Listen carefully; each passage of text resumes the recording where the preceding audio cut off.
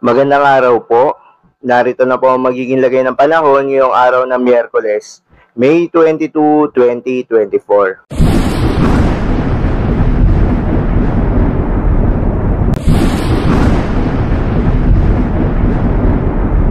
Sa kasalukuyan na ayon sa Pag-asa, easterlies pa rin o yung mainit na hangin galing sa karagatang Pasipiko ang patuloy na nakakaapekto sa ating bansa. Kaya naman nasaan pa rin ang mainit at malinsangan na panahon sa bandang tanghali na may mataas na tsansa ng mga localized thunderstorms pagsapit naman ng hapon at gabi. Magandang balita naman dahil ayon sa Pag-asa ay wala namang binabantayan na low pressure area o bagyo sa loob ng ating Philippine Area of Responsibility. Samantala, itong low pressure area na ating binabantayan na pinangalanan na Invest 93W ng Joint Typhoon Warning Center na nasa silangan ng Mindanao ay nananatiling mababa pa rin yung tsansa na maging isang bagyo. At sa ngayon ay wala pa naman itong epekto sa anumang bahagi ng ating bansa. Ayon naman sa Tropical Cyclone Threat Potential ng Pag-asa, ay posibleng pumasok na ito ng Philippine Area of Responsibility ng Huwebes. Pagsapit nga ng Huwebes hanggang Sabado, kikilos ito pahilagang kanluran patungo sa direksyon ng Bicol Region at Eastern Visayas. Posibleng Biyernes o Sabado, magkaroon na ng epekto yung outer portion nito sa eastern side ng ating bansa. Pagsapit naman ng Sabado hanggang sa susunod na linggo, ay inaasahan na kikilos ito pahilagang silangan palayo ng ating kalupaan.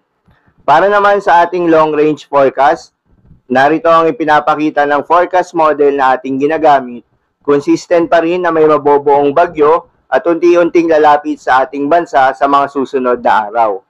Posible pang magbago ang mga nasabing forecast, kaya naman nating babantayan na magiging development nito, kaya naman patuloy lang magantabay sa mga update na ating ilalabas.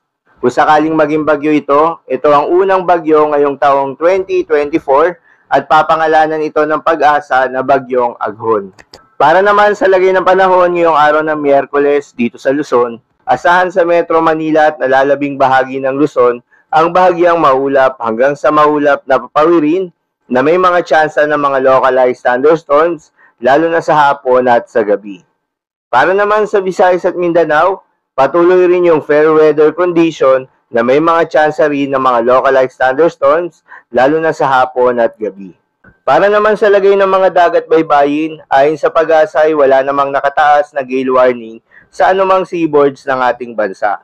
Kaya naman malayang makakapamalaot yung mga kababayan nating mangingisda, pati na rin yung may mga maliliit na sasakyang pandagat.